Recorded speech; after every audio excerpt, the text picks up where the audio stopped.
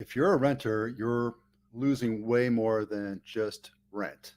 We'll get a lot more into this in a minute.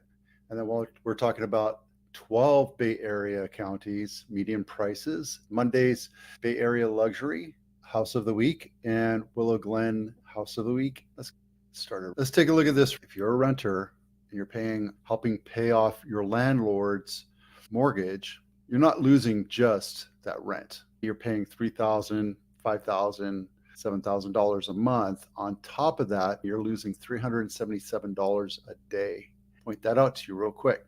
Right here, this number right here, put it in orange for you, 377 over the last 5 years. If you're paying rent to somebody else, to a landlord, to apartment, whatever, if you bought 5 years ago, your equity would have built that much on average. Not saying that you're going to get that exact money, dollar amount, but you're losing that kind of money every day. Let me explain to you. That's the value of real estate. You have to pay property tax, you have to maintain it. But when you're a renter, you don't know if your landlord's going to decide to sell the house or evict you.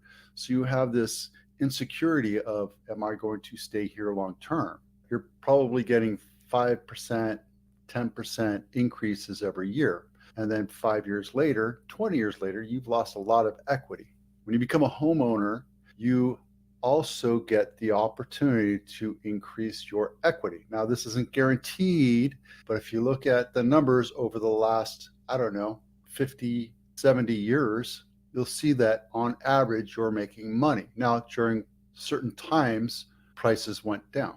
That's okay. You hold in for the long term. This is a place for you to live. Back in the 90s and the early 2000s, Texas used to say you bought a house because that's where you want to live. Here it was a totally different mindset. Now it's pretty much nationwide, if not global. If you're buying a house, it's going to hurt. But if you wait 5 years, it's going to hurt more, right? Oh, I'm going to wait for the market to crash. Yeah, good luck with that. So am I.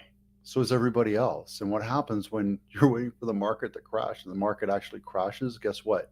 There's 10 times more competition. So don't wait and buy right now. Or I'm not saying you should buy. I'm just saying, understand what you're losing every day. Every month, you lose $11,000 on top of the rent that you're paying to equity on average. It's not a guarantee. There's never a guarantee in anything. But I just wanted to put it into a different perspective so that you can visualize how much you're actually throwing away by being a renter.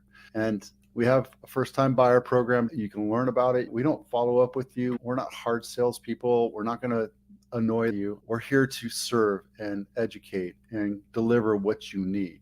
And that's our purpose. If you want to work with somebody who's going to call you 50 times a day until you say yes, go right ahead. I'm here to educate you.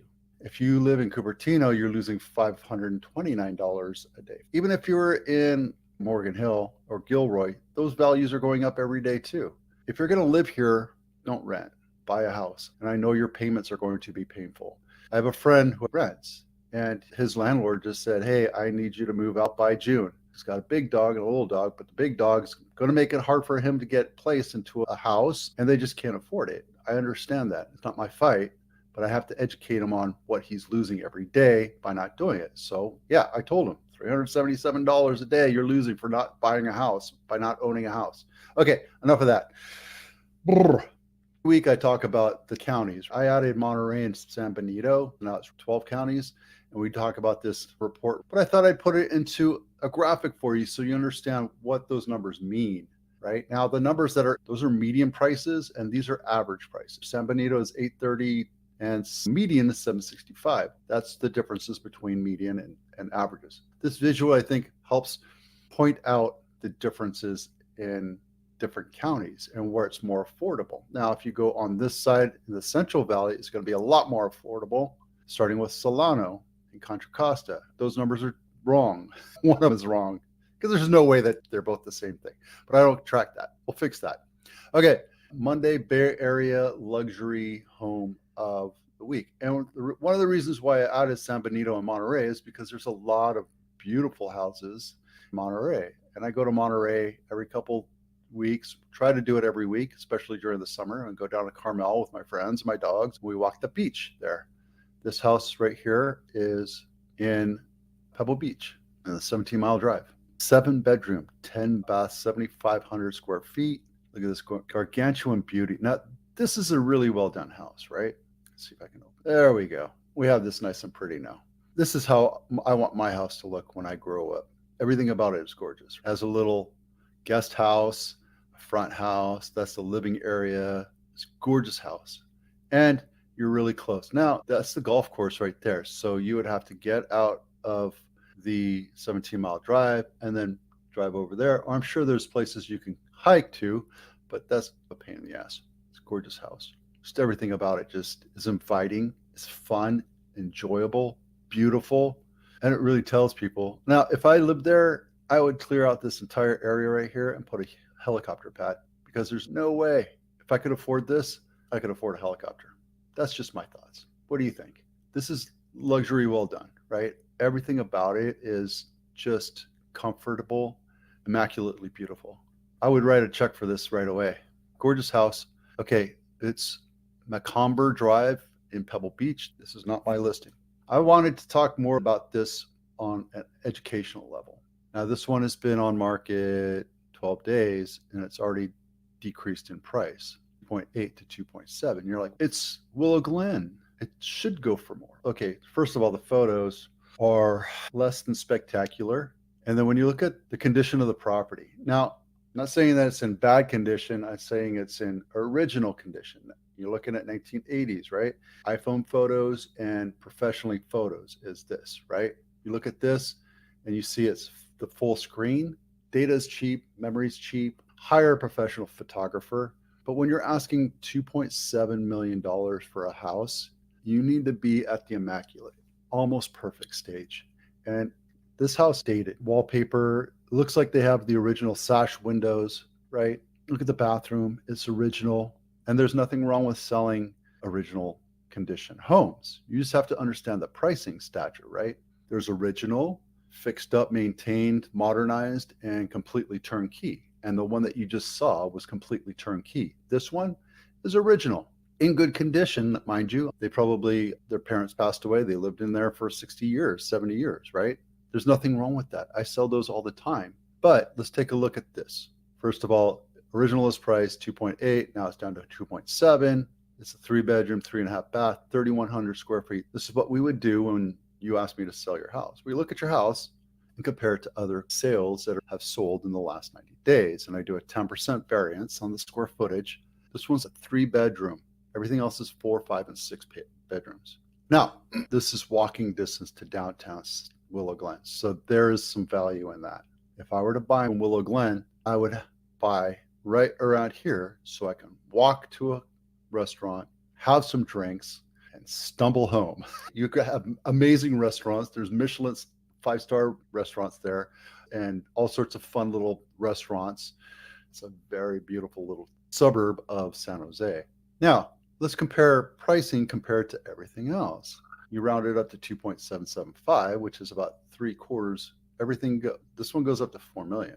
We're not going to look at those though. We're going to look at what's sold. Crescent Drive, Camino, Harmel, and Minnesota. Hamel by far is the closest comp, and then Crescent. Harmel is gorgeous, completely turnkey. Everything dual pane, brand new everything, can lighting, brand new kitchen, updated floors, painted white kitchen, granite countertops, painted dual colors, stainless steel. Same thing with the look and feel of the house. It's turnkey. So yeah, why wouldn't you pay a premium for that? Buy it for 2.8. Okay, let's take a look at the next one, which is Crescent Drive. Crescent Drive. There it is. It's gorgeous, right? Now I can't go inside because they only have one picture. It's sold. A lot of times seller or buyers ask that they remove the pictures for privacy. So it's a gorgeous house and it's walking distance to Willow Glen. I get it, but still it sold for $2.6 million. So what would you rather buy? Key house or an original house for the same price? Okay, so let's go to Camino Ricardo. Okay, this one is a little bit wonky. It has a weird design. Like somebody came in and said, this is what I want. Everything semi-updated, but it's not. It looks very dark. You have the optimized photos. Guys, memory's cheap. Bandwidth is cheap. Okay, so what did that sell for? 3. And then the next one is Minnesota. And this one's not really a comp because it's older, much older, and it's colonial, I believe. But everything inside is old world. The styling inside it is old world. It's historical society, beautiful, gorgeous. And yet they still only sold it for $2 million. So let's go back to this one, 2.77. Well, okay, it's proximity, yeah. Original condition, no. I would have listed it much lower at $2 million and let buyers bid it up. Get that thing sold. Because when you're in original condition, you can't ask for a premium. It's an original condition for that thing. So understand, when you sell houses, buyers are going to look at the variables of the house, the subject property, and then they look at the comps, what's actively for sale. Hicks and Clintonia, two totally different houses. Those are all brand spanking new, right? Richards is brand spanking new. This one is original, and it's going to sit on the market for a bit. I added Monterey and San Benito, so all these numbers are not going to be completely accurate. Quite frankly, San Benito is a very affordable place for you to live, unless you want to move up to Contra Costa or Solano. Solano and Napa are where you're going to get the best deals. I haven't really analyzed San Benito. That's why I added this. But it's something I want to make sure that we add to this mix so that we can have that conversation. So we're actually getting up there, guys. Santa Clara County needs to have about 18 to 1900 homes, maybe 2,000 homes for sale at any given time. And now that we're getting into March, we're seeing those numbers bump up. I don't think we're going to get to 2, but our numbers are coming back, right? What does that mean to you as a buyer? There's more to choose from, more supply. Equalized demand means prices might come down, but my feeling is rates are going to come down and there's going to be more buyers in the market, which means still going to be a lot of competition and still houses that are priced appropriately for their condition, location, and comps, just like we talked about on California.